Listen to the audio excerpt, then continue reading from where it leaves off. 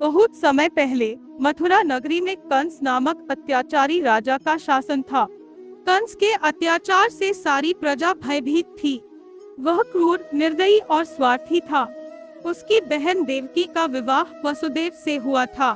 विवाह के समय आकाशवाणी हुई कि देवकी का 8वां पुत्र कंस का वध करेगा। यह सुनकर कंस अत्यंत भयभीत हो गया और उसने देवकी और वसुदेव को कारागार में बंद कर दिया। कंस ने देवकी और वसुदेव से कहा कि वे उसे उनके हर संतान के जन्म की सूचना देंगे और वह उस संतान को मार डालेगा। उसने सोचा कि इस प्रकार वह अपनी मृत्यु को टाल सकेगा।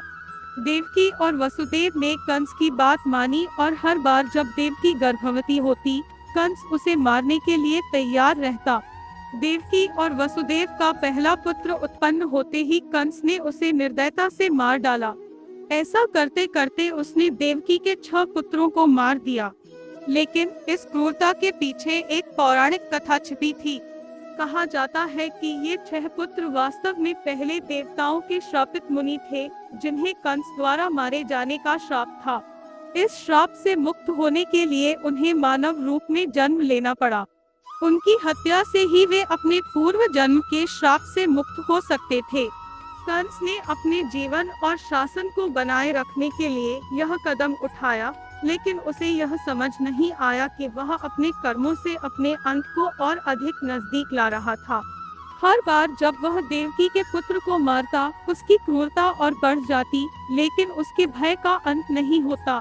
कंस ने 6ठे पुत्र की हत्या के बाद सोचा कि अब वह सुरक्षित है, लेकिन उसे यह नहीं पता था कि 7वें पुत्र का गर्भ स्थानांतरित होकर रोहिणी के गर्भ में प्रवेश कर गया था, जो बाद में बलराम के रूप में जन्मा।